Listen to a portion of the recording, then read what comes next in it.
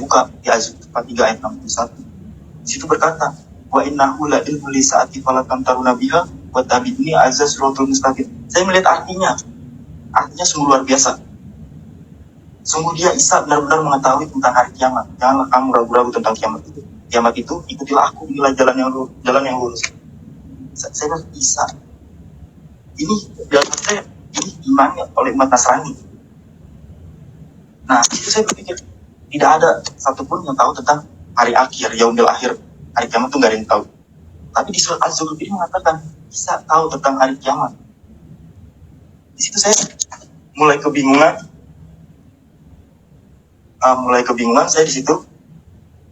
Saya artinya ini apa, ya kan? Mulailah di situ saya timbul rasa keraguan, rasa ingin mencari lagi. Saya ingin mengetahui maksudnya ini itu apa, artinya itu apa. Salam, kembali lagi kita melihat cuplikan salah seorang muslim yang dari kecil sudah diajarkan dan ia juga sangat taat terhadap agamanya. Bahkan ketika orang tuanya melihat ia tidak sholat, ia juga dipukuli, bahkan dipaksa oleh orang tuanya supaya ia tetap mengaji dan ia menghafal Al-Quran. Tetapi ketika ia pada suatu hari dia merenungkan tentang yang dia lakukan, dia pertama kali dia membaca dalam surat Al-Imran dan juga membaca kitab-kitab yang lain. Tetapi ketika dia menemukan di situ, walaupun pada awalnya ia tidak mengerti artinya, tetapi karena ia belajar terus dan dia belajar supaya ia tahu artinya, ia menemukan satu kata di situ bahwa Isa adalah jalan keselamatan. Sehingga melalui itu ia mulai mencari kebenaran dan pada akhirnya ia menjadi pengikut Isa Al-Masih atau pengikut Yesus. Mari kita melihat dan menyaksikan seterusnya mengapa ia tetap percaya kepada Tuhan Yesus. Shalom saudara yang terkasih dalam nama Tuhan Yesus. Kenapa nama saya Nur Alam? Saya dari suku Betawi. Saya kelahiran asal asli Jakarta.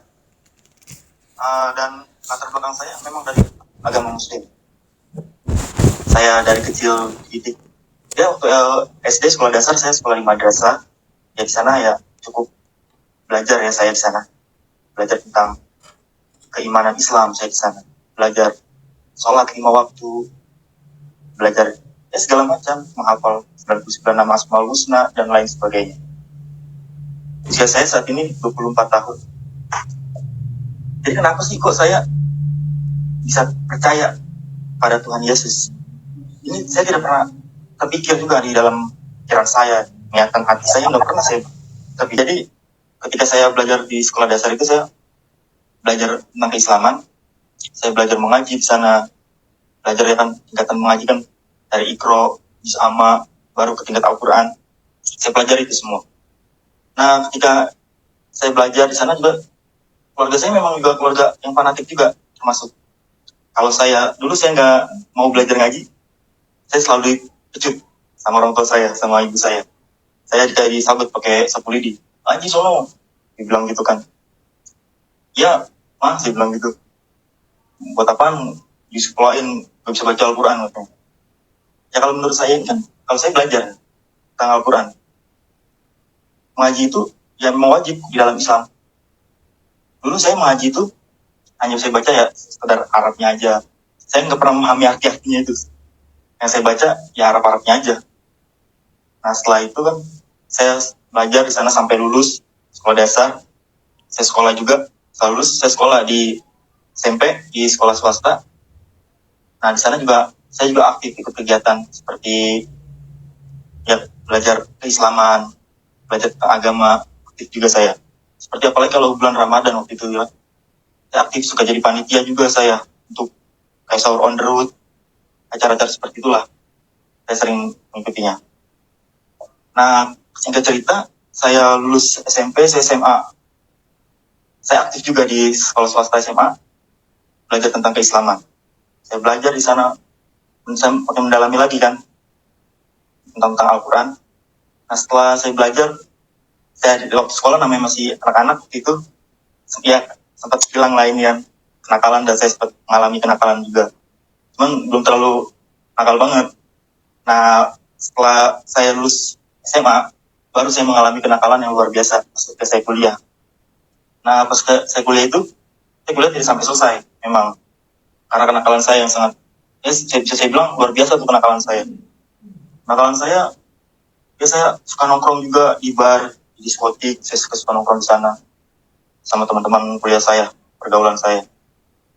Dan suatu ketika itu saya pulang ya kan dalam keadaan tidak sadar, dalam arti mabuk. Saya pulang ke rumah. Nah, dianterin sama teman saya pakai mobil kan. Setelah sampai depan rumah, saya nggak masuk ke rumah karena posisi nggak sadar. Saya takut mau masuk ke rumah. Nah, akhirnya saya tidur depan pintu rumah. Saya tidur, bangun-bangun pagi, dibangunin saya sama abang saya. Bangun dulu katanya. Ngapain lu tidur sini? Nah, saya jawab dengan bahasa masih rada-rada mabok gitu kan. Saya bilang, apaan sih? Saya gitu. Nah, kata abang saya, lu mau jadi apaan sih hidup? Dia bilang gitu. Udah dikuliahin, kuliah males katanya. Sekolah, diajarin lagi, bukannya perbaikin diri, malah makin kacau kayak gini. Abang saya bilang seperti itu. Nah, ya akhirnya saya bilang, udah apa bang, kata saya gitu. Lu kan, lu perbaikin diri sekarang, kata dia gitu. Sebelum lu terlambat. Iya, saya bilang gitu. Nah, itu saya merenung.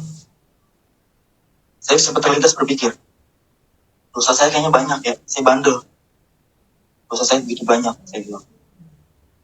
Oke, kalau saya tobat seperti apa yang bisa menjamin hidup saya?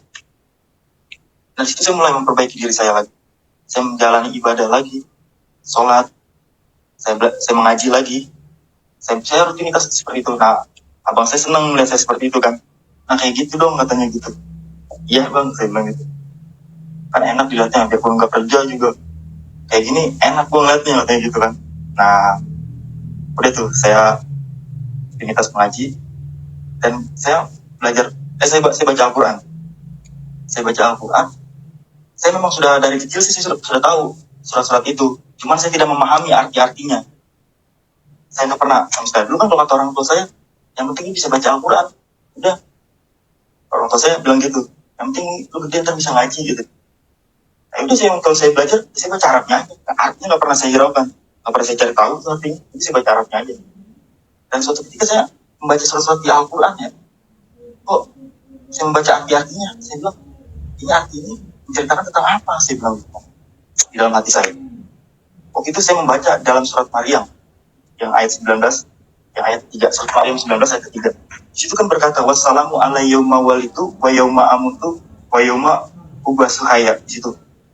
Dan itu artinya keselamatan dilimpahkan padaku pada hari aku lahir, pada hari aku meninggal, dan pada hari aku dibangkitkan hidup kembali. Saya baca artinya ini maksudnya apa? Saya bilang ya kan. Dalam hati saya nggak hiraukan, cuma saya ini aja. Nah, saya juga tidak pernah mengenal sama sekali tentang kekristenan itu apa, iman di dalam Nasrani itu seperti apa, saya juga nggak pernah. Tapi ketika saya semakin membaca-baca, saya sudah mulai mengaji, membaca arti-artinya juga. Setelah baca Arabnya, saya baca artinya juga. Di sini kok saya semakin kayak dituntun Tuhan gitu. Jadi, benar mungkin waktu itu saya nggak tahu ya, mungkin Roh Kudus berkarya di dalam diri saya. Saya nggak tahu itu. Saya belum mengerti sama sekali, mungkin Roh Kudus sedang berkarya di dalam diri saya. Saya buka ayat ini, saya buka itu. Dan saya buka di Azab 43 ayat 61. Di situ berkata, wa innahu la ilmu li sa'ati falakam taruna biha wa tabi'ni azza suratul mustaqim. Saya melihat artinya. Artinya sungguh luar biasa. Sungguh dia Isa benar-benar mengetahui tentang hari kiamat. Janganlah kamu ragu-ragu tentang kiamat itu. Kiamat itu, ikutilah aku, inilah jalan yang lurus. Saya bilang, Isa. Ini dalam saya, ini imannya oleh umat Nasrani. Nah, itu saya berpikir, tidak ada satupun yang tahu tentang hari akhir, yaumil akhir. Hari kiamat itu nggak ada yang tahu. Tapi di surat Az-Zukhruf ini mengatakan, bisa tahu tentang hari kiamat. Di situ saya mulai kebingungan. Saya di situ. Saya artinya ini apa, ya kan? Mulailah di situ saya timbul rasa keraguan, rasa ingin mencari lagi. Saya ingin mengetahui maksudnya ini itu apa, artinya itu apa. Nah, setelah saya baca juga di surat Al-Imran 3 ayat 45. Itu berkata, Iskolatil al-malaikatu ya Maryamu inna alaha yubasiriku di kalimatin minhu ismuhu al-masihu isabnu Maryama wajihat di dunia wal akhirah. Di situ saya lihat artinya. Ingatlah ketika malaikat berkata, hai Maryam, Sesungguhnya Allah menggembirakan kamu dengan kelahiran kalimat yang datang daripadanya, yaitu Isa putra Maryam, yang terkemuka di bumi ini dan di akhirat surga. Nah, di sini saya baca-baca ayat-ayat ini, kok makin dibilang makin mau cari tahu dan juga semakin eder juga saya, seperti harus mencari, seperti kayak semakin dituntun saya. Ya memang dulu saya diajarin sama abang saya, sama ibu saya dan keluarga saya yang lain, as-sholatu imanuddin, memang sholat itu yang agama, ya kan?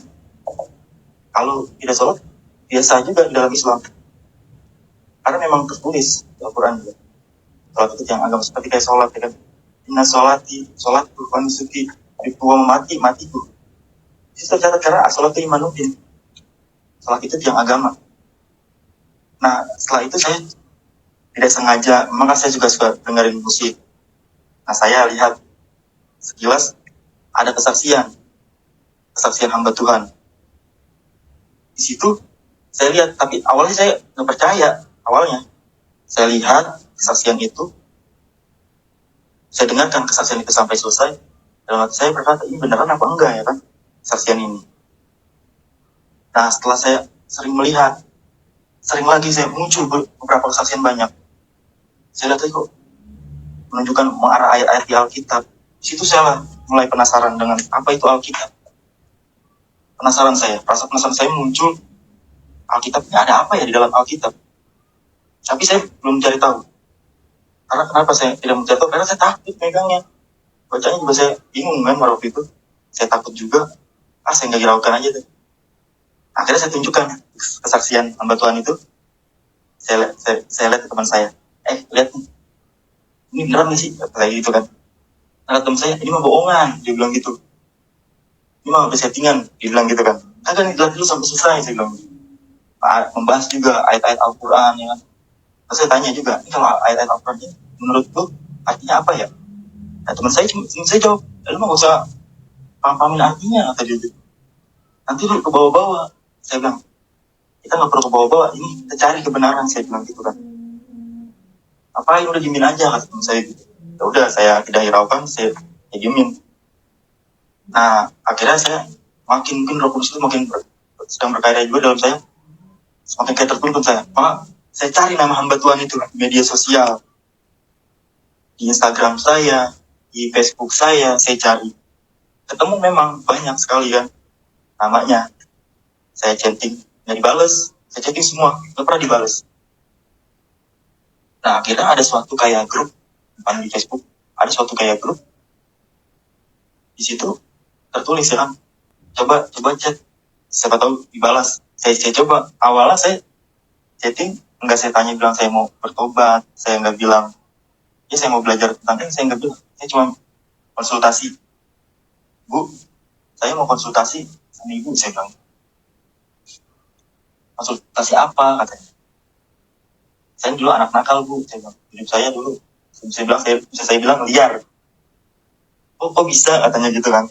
Nah, saya jelaskan kan, saya orangnya begini-gini, Bu, suka mabuk-mabukan, saya peminum, saya bilang, nongkrong di diskotik, saya bilang gitu kan. Nah, baru dijelaskan sama dia. Nah, setelah itu, baru saya tidak chatting beliau lagi. Nah, itu saya cari Alkitab untuk saya coba pelajarin. Saya beli waktu itu di Gramedia, Pondok Indah Mall, saya beli Alkitab. Setelah saya beli, saya kan bingung baca-bacanya. Dari mana saya harus membaca, ini ayatnya apa, maksudnya juga saya juga ngerti. Akhirnya saya iseng-iseng buka. Di situ banyak petunjuk di dalam Alkitab itu. Seperti di dalam Yohanes, saya pertama kali membuka, saya asal buka, memang muncul. Itu saya juga keajaiban dari Tuhan kali ya, dalam hati saya. Muncul ayat itu di Yohanes pada ayat 6. Di situ berkata, akulah jalan kebenaran dan hidup, tidak ada seorang pun datang kepada Bapa kalau tidak melalui aku. Lalu muncul, saya baca terusnya, Yohanes 10 ayat 9. Akulah pintu. Yesus berkata, barang siapa masuk melalui aku, ia akan selamat. Nah, di sini saya, ini apa nih dalam hati saya? Hati saya makin getar di situ saya. Bisa dibilang makin keringsangan saya. Ayat ini maksudnya apa ya?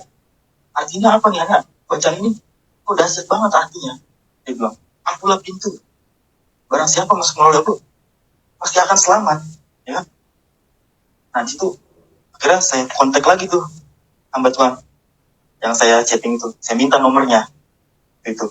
Bu, saya mau bertobat, Bu. Saya bilang gitu. Saya mau belajar Alkitab. Bagaimana caranya, Bu? Saya bilang kan. Tidak direspon sama beliau. Sama sekali tidak direspon. Akhirnya saya bingung gimana cara ketemu sama beliau. Saya telepon, gak pernah diangkat. Nah, pas itu dia balas, ya kenapa dek? Dia bilang gitu. Bu, ini saya mau belajar Alkitab. Saya mendapatkan di dalam Alkitab ayat-ayat ini, Bu. Ini apa maksudnya, Bu? Ya, artinya apa? Saya bilang gitu. Tidak direspon juga. Ya, memang proses Tuhan panjang juga ya.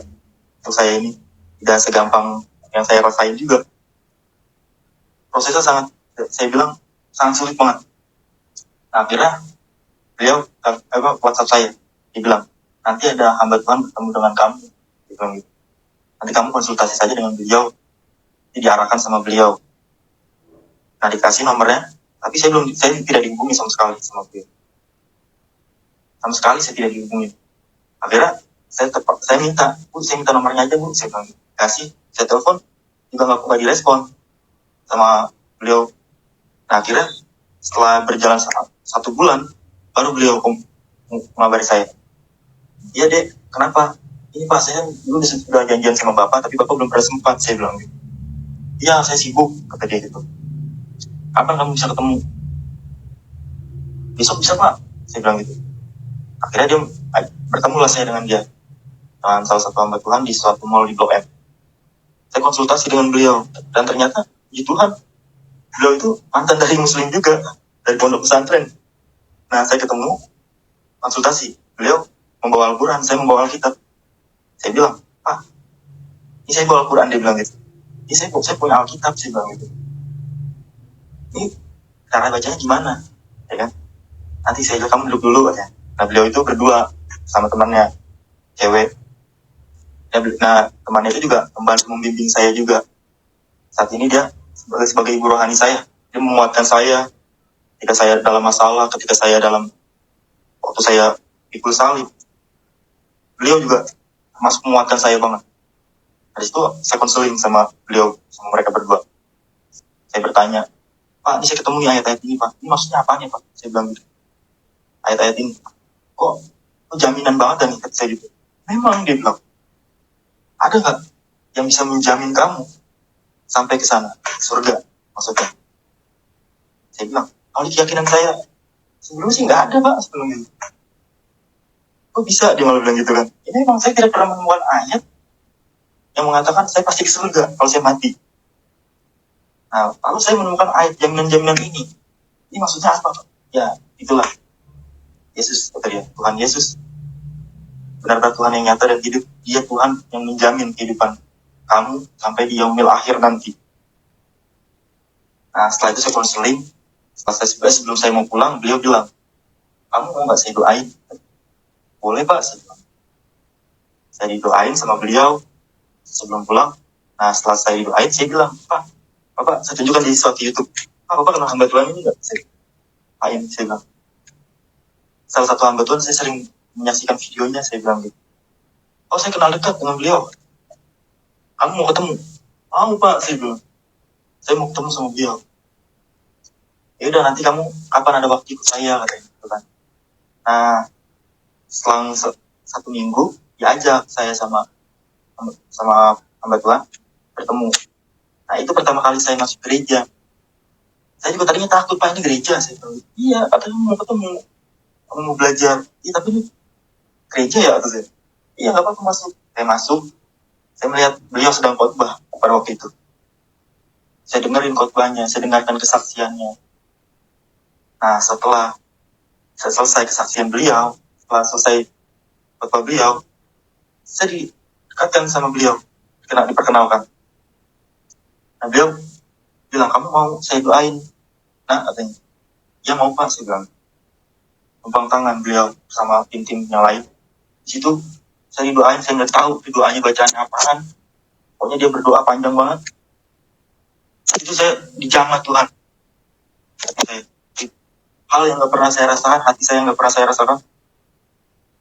Saya bingung di situ. Hati saya kok adem, tenang, saya merasakannya. Gak pernah seumur hidup saya merasakan seperti itu. Saya didoain, selesai didoain, hati saya tenang. Tapi di dalam hati saya, di dalam pikiran saya juga ketakutan. Ini beneran ya? Saya kenapa ya saya gitu kan? Tapi seakan-akan saya kan, kalau orang belajar itu kan gunanya kan untuk apa yang kita dapat. Kita belajar sekolah, kita kuliah, yang tujuan kita ingin kan yang kita ingin dapat saat ini. Nah itu saya dapatin. Ini yang saya cari, saya bilang sama hati saya. Saya selesai didoakan, nah di situ saya mulai bersama hamba Tuhan. Saya mulai di situ konseling setiap hari sampai saya ini mengkamuflase ikut kegiatan ojek online. Ya gunanya untuk itu, untuk keluarga saya yang nggak banyak tanya awalnya sama saya. Karena kan tadi juga sempat ditanya-tanyain juga, rapi mulu katanya gitu kan, mau kemana-mana main, saya bilang gitu. Nah setelah saya ikut kegiatan ojek online, nah di situ nggak banyak pertanyaan. Udah saya sering ketemu tuh setiap hari sama hamba Tuhan itu, ketemu setiap hari saya konseling sama mereka. Nah sekitar berjalan kurang lebih 3 bulan lebih, hampir 4 bulan. Mungkin udah kayak seperti diperhatiin kali saya juga nggak tahu juga kan. Mungkin itu juga cara Tuhan Yesus untuk ya diizinkan untuk ketahuan mungkin. Nah saya pulang ibadah, saya taruh aja tas lempang saya, taruh di atas gantungan.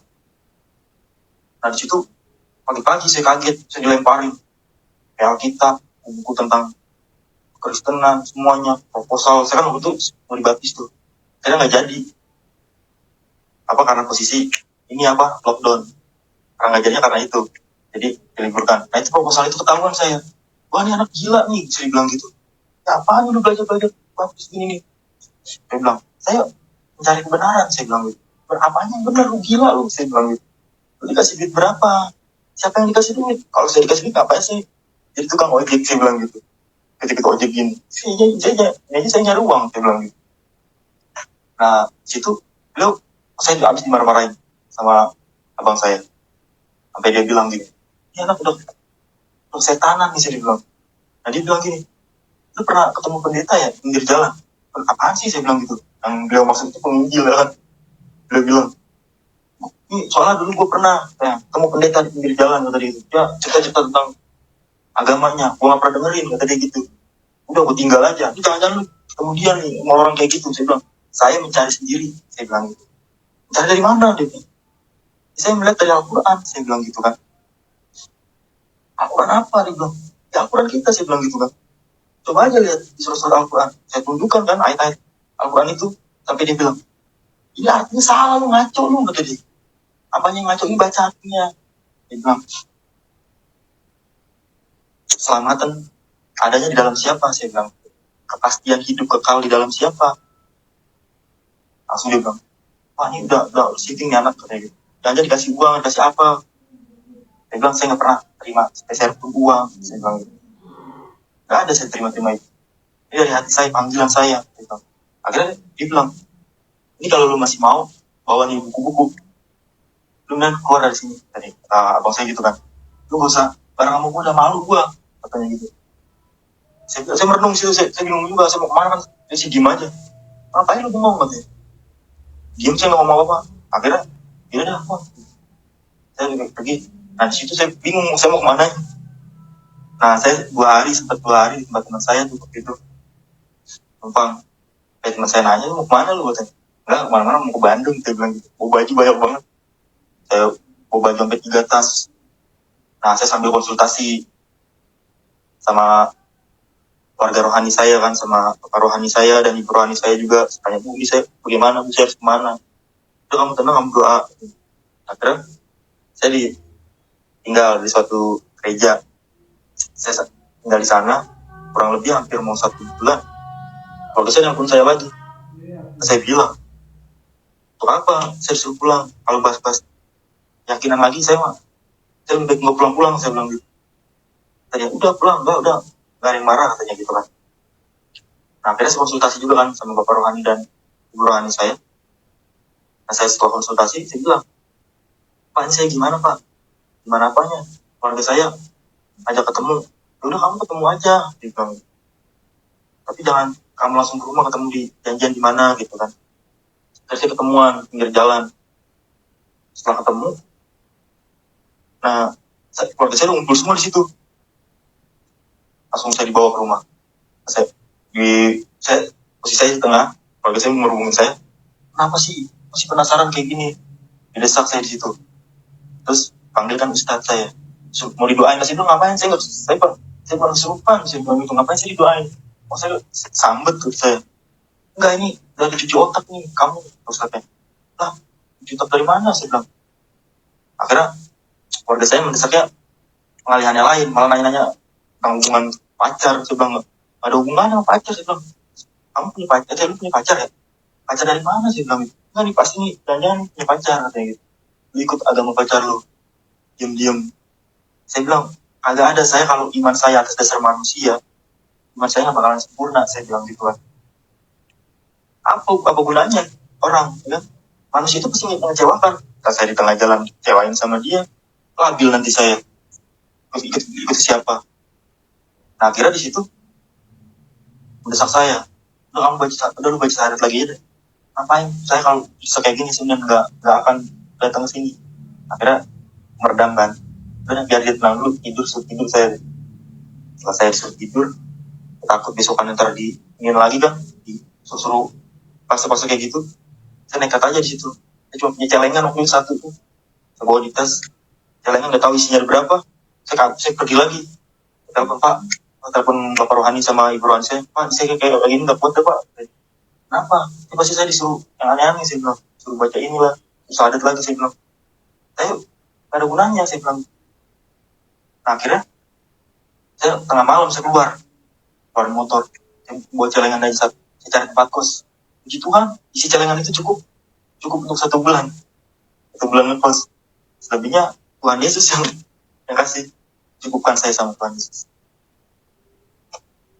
Selama saya ngekos, nggak pernah, puji Tuhan sama sekali, nggak pernah saya ngerasain saya kelaparan ataupun saya nggak punya uang posisinya. Tuhan selalu lindungin saya, selalu cukupkan saya. Dan itu pun nyata banget buat saya. Kita posisi mepet banget. Saya cuma berdoa, Tuhan Yesus. Saya dulu nggak ngerti doanya sih, belum bisa berdoa, posisi belum terlalu dalam juga, dalamnya Alkitab. Cuma doa, Tuhan Yesus, uang saya habis, nanti saya bayar uang kos bulan depan gimana? Saya nggak tahu dari mana, ada aja jalan, tak ada yang ngajak saya. Kerjaan inilah, itulah. Pokoknya waktu itu kerjaan saya serabutan, apaan aja saya kerjain. Masih nganggur, saya kerjain, besokan ada aja. Lo ikut ke sini yuk. Itu saya ikutin, mau jadi apa, tukang apa, nggak jadi masalah buat saya. Itu cara Tuhan, ketika saya kepepet, benar-benar, ini cara Tuhan ada aja buat saya. Setelah saya ngekos, saya rutinitas menjalankan kegiatan ibadah gereja saya kan. Ya, setiap minggu saya pergi ibadah. Itu posisi waktu saya belum dibaptis. Karena kan memang waktu mau ada pembaptisan kan memang posisinya tidak boleh dulu. Nah, di situ saya ya ibadah aja. Ibadah, pulang, belajar di kosan, tentang Alkitab. Nah, setelah mau dibaptis, udah diizinkan kan dari pemerintah tuh. Kolam renang dibuka, segala macam udah mulai normal kan. Sebelum acara pembaptisan, saya didoain dulu acara pelepasan gitu. Saya didoain sama Bapak Gembala saya. Ketika saya didoain itu, Bapak Gembala saya tumpang tangan di atas kepala saya. Terus saya jatuh, pingsan. Kurang lebih 20 menit pingsan. Saya bilang dalam hati saya, pas saya jatuh itu, nah, roh saya ini nggak ada dalam gereja itu. Kenapa saya dari situ? Saya dibawa roh saya suatu tempat di sebuah taman. Taman itu luasnya seluas dunia ini. Di situ saya melihat tempat yang begitu indah. Saya lihat itu semua. Taman-taman, air beda juga. Kayak air di sini beda. Air kayak di sungai itu bersih-bersih banget. Saya lihat itu semua, rumah dindingnya emas. Nah, setelah itu kurang lebih saya keliling-keliling di taman itu. bangun saya, terbangun. Dari situ saya bengong. Saya bilang sama Bapak Rohani dan Ibu Rohani saya, Pak, Bu, nanti ketika saya mati, saya ada di situ ya. Di situ mana, kata dia gitu kan. Tadi kan di gereja. Nah, terus saya bilang, enggak, tadi saya nggak ada di gereja. Saya bilang gitu. Gimana, katanya? Saya ada di sebuah taman. Saya bilang, taman apa, katanya gitu kan. Saya tahu saya juga taman apaan. Saya nggak pernah lihat tamannya. Nah, akhirnya Ibu Rohani saya dan Bapak Rohani saya menjelaskan, Tuhan Yesus sudah menyatakan kuasanya sama kamu, nak, kata dia gitu. Kalau kamu setia sampai akhir hidup kamu, tempat kamu pulang ke sana. Nggak kemana-mana lagi kamu arahnya. Saya berpikir setelah saya pulang, setelah saya habis acara pelepasan itu kan saya pulang ke kosan. Dan situ saya ngomong di kosan, inilah Tuhan Yesus. Dalam hati saya berkata, menunjukkan tempat untuk saya ketika nanti saya mati. Pas saya udah ada. Jadi iman yang saya jalan ini gak akan sia-sia, sama sekali gak akan sia-sia. Dan puji Tuhan, apa yang saya rasain, apa yang saya alami, iman di dalam Nasrani, dalam keyakinan Nasrani, itu iman yang tidak ada takutnya.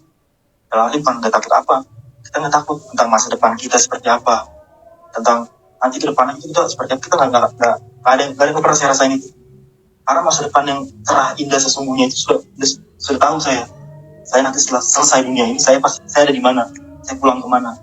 Jadi buat saya, apa yang saya dapat sekarang di dunia ini, entah itu pekerjaan, entah segala macam, itu bonus saja untuk saya, hanya bonus. Jadi kehidupan kekal, kehidupan abadinya itu, saya sudah tahu, saya pulang kemana. Jadi dunia ini ya bonus saja, pekerjaan yang sekarang saya sudah bekerja juga, ya itu bonus saja untuk saya. Dan saya juga banyak orang akan bilang, teman-teman saya sampai saya dikata-katain, nggak ada urusannya nggak dalam hati saya mah. Jadi bilang, lu udah gila ya? Gila kenapa? Saya bilang gitu kan. Lu mau-mauan aja, dikasih duit berapa lu? Saya bilang, lu gila. Saya bilang gitu kan. Siapa yang dikasih duit? Gak ada saya dikasih uang. Saya bilang gitu. Gak mungkin ya dia. Gak mungkin dari mana? Taunya dari mana? Saya bilang gitu kan. Gak mungkin ya dia. Saya bilang, kita lihat dulu kebenaran. Saya bilang gitu. Lihat di kita yang sebelumnya. Saya bilang gitu kan. Tadi ya, lu kan udah bilang dulu, kau gak usah dalam ini, kata dia gitu. Kau ujungnya kesini kan. Nah, saya bilang, inilah kebenaran berarti yang saya dapat. Kenapa harus nggak di dalam ini? Saya bilang, karena kan kita hidup kan gak di sini aja. Setelah kita mati, badan kita emang hancur. Tapi kan roh kita hidup. Selama-lamanya roh itu hidup. Nah ini roh kita ini yang bingung nih, mau kemana? Kalau sudah di dalam Tuhan Yesus, udah ketahuan roh kita ada di mana. Kalau sebelumnya, nggak tahu mau kemana. Entah kemana, surga kan, neraka kan, nggak tahu. Nah di situ saya bilang, di situ orang gila, saya bilang gitu. Ya saya nggak pernah takut menunjukkan iman saya. Karena firman Tuhan berkata di dalam Matius 10 ayat 32 dan 33, setiap orang yang mengakui aku di hadapan manusia, aku juga akan mengakuinya di depan Bapakku yang di surga. Setiap orang yang menyangkal aku di depan manusia, aku juga akan menyangkal di depan Bapakku yang di surga. Ini hukumnya neraka ini. Setiap orang yang menyangkal Tuhan Yesus akan disangkal di akhirat. Saya baca ayat firman ini, sama amat kata saya. Berarti ya memang jelas, siapa orang yang mengakui Tuhan Yesus, sudah pasti Tuhan Yesus sambut kerajaan surga. Orang yang menyangkal Tuhan Yesus, neraka pun, karena firmannya ada, tercatat di Alkitab. Kalau firman itu nggak ada ya, orang juga nggak ada yang percaya. Harus tertulis semua, kehidupan duniawi, di Alkitab, sampai ke yaumil akhir, tercatat semua dalam Alkitab. Nah di situ ya saya menjalani, saya ketemu orang, saya beritakan keselamatan. Ya sampai teman saya bilang, aku punya teman Kristen tadi dia. Gak kayak lu, dia bilang gitu. Maksudnya saya bilang gitu kan. Nah dia bilang gini, iya, kalau lu ngomong dikit Yesus kata dia gitu. Lu ngomong apa biar selamat kata dia gitu kan. Nah teman gue Kristen kagak pernah kayak lu dah kata dia. Saya bilang, ini iman saya mau bagikan, saya bilang gitu kan. Keselamatan itu harus saya beritakan. Nanti kalau urusan kamu mau percaya atau enggaknya, ya urusan Tuhan sendiri yang jamu kamu, saya bilang. Bukan saya ngajak kamu, tidak, saya beritakan keselamatan. Jadi saya ingin menunjukkan jalan keselamatan itu, saya bilang. Iya, kata dia. Selamat lo, selamat ngaco. Saya digituin. Saya bilang, ya udah, kalau ada orang yang gitu saya diem aja, saya senyum, saya nggak terusin lagi. Banyak yang bilang apa, ada kayak tentang perdebatan. Saya bilang keselamatan iman saya udah untuk diperdebatkan, karena keselamatan yang saya dapat itu pasti bukan untuk diperdebatkan, untuk dicari. Saya bilang barang siapa yang belum mengetahui keselamatan itu, ya maka carilah keselamatan, tentang selamat. Jadi Bapak Ibu saya bilang, udah ngaco nih anak, katanya. Ya kalau saya kadang saya kerja kadang di lapangan juga, suka ketemu orang ya, ngobrol-ngobrol biasa. Di tengah-tengah obrolan saya bahas-bahas firman Tuhan. Saya tanya, lo kadang orang itu juga ada yang takut sama saya. Dia orang mau ajak ini nih. Kalau dia jawabnya kasar ya, saya senyum, saya nggak ambil hati. Karena saya udah hidup di dalam Tuhan itu, nggak pernah saya ada rasa kemarahan di hati saya, nggak pernah saya rasain. Kita dulu kehidupan saya yang brutal, yang liar. Ya jujur aja Bu, ini kalau tanya-tanya orang juga, kalau dikucilin orang marah-marah saya. Tapi ini saya dikucilkan orang, kata-katain, nggak pernah saya marah, malah saya senyum. Saya berdoa untuk dia, supaya Tuhan Yesus bisa jamah dia. Pokoknya setiap orang yang mengucilkan saya doain masuk keluarga saya. Kadang juga sedih, saya bagaimana caranya kalau puasa dari Tuhan Yesus langsung. Saya udah beritakan keselamatan tapi nggak ada yang percaya. Saya dikatain saya yang stres. Saya selalu berdoa dan puji Tuhan juga, keluarga saya itu melihat juga ya perubahan saya. Dia bilang, oh jadi ini tujuannya ya, jadi Kristen. Dia bilang, apa? Saya bilang, tujuan apa? Ya ini, dulu hidup brutal banget, liar. Kalau nggak pulang-pulang, sekali pulang bawa masalah, jadi gitu ya. Terus saya berantem sama orang, saya yang dipukulin sama orang. Tapi ini waktu saya mengalami diusir, saya nggak pulang-pulang lama banget, 7 bulan lebih saya nggak pulang. Nggak ada masalah kata keluarga saya nggak dicariin. Dia bilang, ini perubahannya drastis katanya, tapi kenapa nggak Islam sih katanya gitu. Ya saya bilang, inilah cara Tuhan. Tuhan itu baik, Bapak Surgawi itu baik. Langsung kadang kakak saya bilang, udah jangan jalan-jalan ke situ dah, kata dia gitu. Ya udah, saya nggak terusin. Saya kan juga kalau memberitakan keselamatan, kalau orang yang nggak orang yang langsung menolak, saya nggak lanjutin. Karena ujung-ujungnya nanti bukannya dia terima, malah saya pokoknya ngeri juga. Dan saya juga bersyukur juga, saya punya keluarga rohani sangat baik-baik sama saya.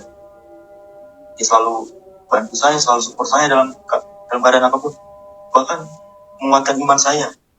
Jika saya dalam keadaan bingung nih, jika saya dalam keadaan diusir, saya bingung, ini saya gimana ya kan, di hati rasanya kalau saya agak teruskan, saya gimana.